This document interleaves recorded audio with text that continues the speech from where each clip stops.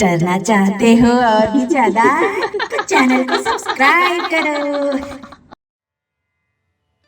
शिलांग के पहाड़ी जंगलों के किनारे बसा था एक छोटा सा गांव। बरसात का मौसम अब ढल चुका था। खेतों की मिट्टी में नमी और हवा में ठंडक थी। गांव के लोग अब खेतीबाड़ी बढ़ाने की सोचने लगे थे। इसी बात पर सारे नौजवानों ने मिलकर एक चौपाल बुलाई। गांव की चौपाल पर बूढ़े काका बोले, जंगल मत छेड़ो। पिछली बार भी जब पेड़ों को काटा था, जंगल ने बदला लिया था। लेकिन लोग हंस पड़े और भरी मतों के आधार पर जंगल काटने का निर्णय लिया गया। जंगल के कुछ हिस्से को साफ किया गया। नई जमीन बनी, खेतों में हल चले।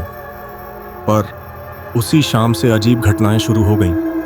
पहले बकरियां और छोटे मवेशी जानवर गायब होने लगे, फिर घायल बैल, फिर एक एक करके गांव के नौजवान भी गायब होने लगे, और फिर भयानक चीखें जो जंगल से आती थीं। काफी खोजबीन के बाद उनकी अधजली लाशें जंगल के किनारे मिली। रात को अब अजीब सी आवाजें सुनाई देतीं, पायल की छन छन और घोड़े की टापें, जैसे कोई भारी जीव जमीन को थर्राते हुए दौड़ रहा हो। एक रात राजेश नाम का युवक खेतों में निगरानी करने गया, और तभी पायल की आवाजें और साथ में घोड़े की टापों जैसी गूंज, जैसे दो आवाजें एक साथ आ रही हों, एक नारी की, एक दैत्य की। राजेश ने देखा, धुंध के बीच से एक परछाई निकली, एक महिला, लेकिन उसका निचला हिस्सा घोड़े जैसा, उसकी कमर तक इंसानी रूप, मगर कमर से नीचे काले चमड़े जैसा चमकता घोड़े का शरीर, सिर पर उलझे बाल, आंखें काली, जलती हुई, और उसकी एड़ियों में बंधी थी भारी पायलें।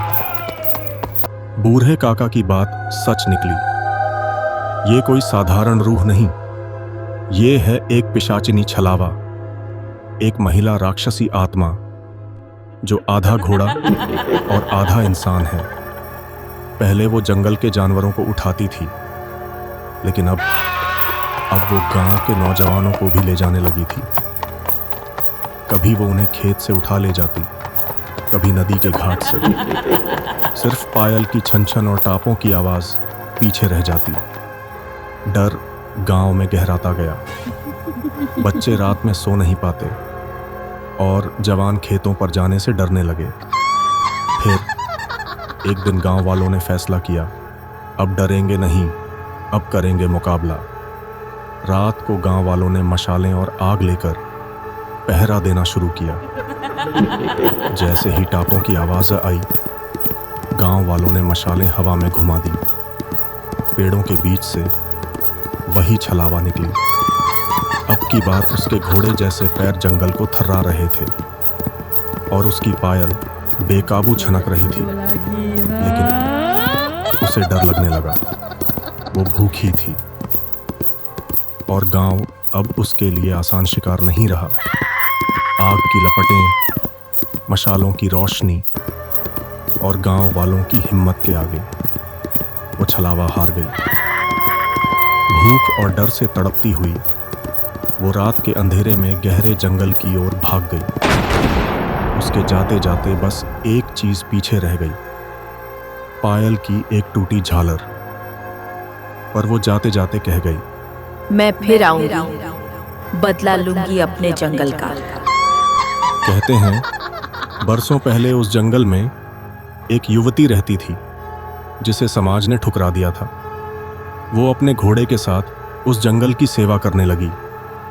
एक बार जंगल की आग में वो और उसका घोड़ा दोनों जल गए। उसकी आत्मा आधे घोड़े और आधी औरत में बदल गई। तब से छलावा बनकर उस जंगल की रक्षा करने लगी।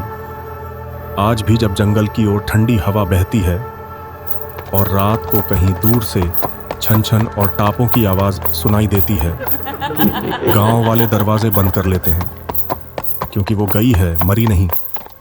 छलावा अब भी जंगल में है और इंतजार में है फिर से भूख लगने का। क्या आएगी वो नारी छलावा फिर से? जानने के लिए सब्सक्राइब करें चैनल को और देखें कहानी का अगला भाग।